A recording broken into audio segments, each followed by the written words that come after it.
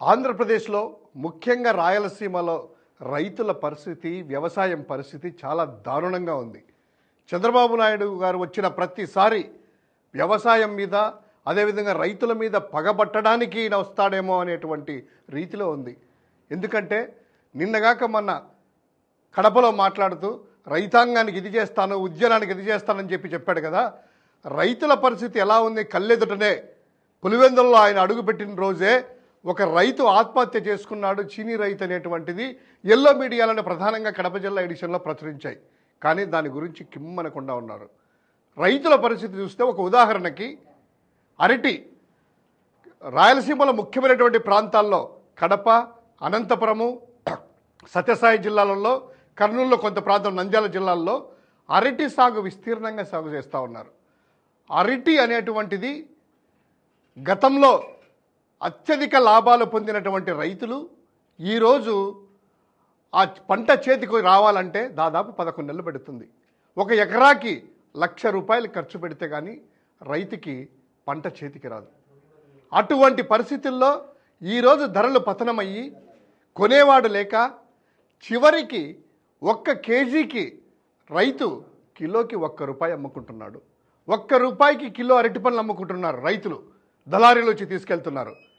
ఇప్పుడు మొత్తంగా హయ్యెస్ట్ పంట వస్తే ఎకరాకి 20 టన్నులు పండుతారు. అంటే 20 టన్నులు పండితే వాళ్ళకు వచ్చేటువంటిది 2,000 రూపాయలు.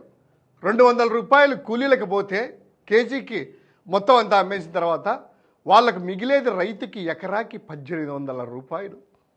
ఊహించుకోగలమా? ఇటువంటి పరిస్థితుల్లో రైతు దిక్కు దోచక ఏం చేయాలో అర్థం కాక ఆ అరటిని అంతా కూడా దున్నుకుంటూ అరటిని ఆ గేదెలకు, అదేవిధంగా గొర్రెలకి వేసేసి ఆహారంగా మిగులుతున్నాయి. కనీసం ప్రభుత్వము పట్టించుకోకపోగా రైతాంగం బాగుంది అని చెప్పి ఎగతాళి చేస్తూ ఉన్నారు. ప్రతి రైతుకి 20,000 రూపాయలు ఇస్తా అని అన్నదాత సుఖీభవ అని చెప్పి వాగ్దానం చేసి మొదటి సంవత్సరం పూర్తిగా ఎగరగొట్టి, 2వ సంవత్సరము కేంద్ర ప్రభుత్వం దానితో లింకు పెడుతూ, అదేవిధంగా వాళ్ళకి చెప్పినటువంటి 2014 రుణమాఫీ ఏ విధంగా ఎగరగొట్టాడో రైతులకి, అదేవిధంగా ఇప్పుడు అన్ని క్రాప్ ఇన్సూరెన్స్ చేయక ఆ రైతులు అల్లాడిపోతున్నారు. మద్దతు ధర లేక అల్లాడిపోతున్నారు. ఒకటా రెండా ఏ పంట తీసుకున్నా కూడాను ఈరోజు పత్తి కావచ్చు, పొగాకు కావచ్చు, గతంలో మామిడి కావచ్చు, ఉల్లి రైతు కావచ్చు, మిర్చి రైతు కావచ్చు, ఇది అది అనకుండా పూర్తిగా రైతుల పరిస్థితి ఆగమగోచరంగా ఉంది. ఇంకో పక్క ఎరువులు చూద్దామా?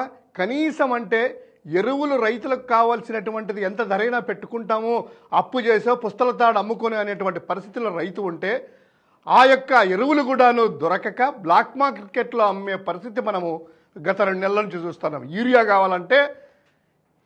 కావాలంటే రైతులని ఆ రోడ్ల మీద క్యూలలో పెట్టేటువంటిది. సో ఇంత ఘోరంగా ఉన్నటువంటి ఈ రైతాంగాన్ని ఆదుకోవడానికి చంద్రబాబుకు మనసు రాలేదు. కానీ ఎకరాకి 50 రూపాయలకి, 50 లక్షలకి, 100 రూపాయలకి, 99 పైసలకి భూములు ఇవ్వడానికి మాత్రము ముందుకు వస్తూ ఉన్నారు. ఇది ఈరోజు రైతాంగం యొక్క పరిస్థితి. నిజంగా రైతులకి ఆదుకోవాలని వైఎస్ఆర్ కాంగ్రెస్ పార్టీ అనేక ధర్నాలు జగన్మోహన్ రెడ్డి గారి దగ్గర నుంచి కార్యకర్త వరకు పోరాడుతూనే ఉన్నారు.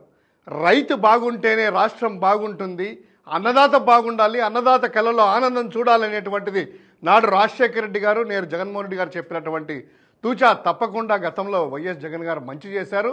ఈ చంద్రబాబు వచ్చిన తర్వాత అధిక వర్షపాతమా లేదా అల్ప వర్షపాతమా జరుగుతూ రైతులకు అన్యాయం జరుగుతూ ఉంది.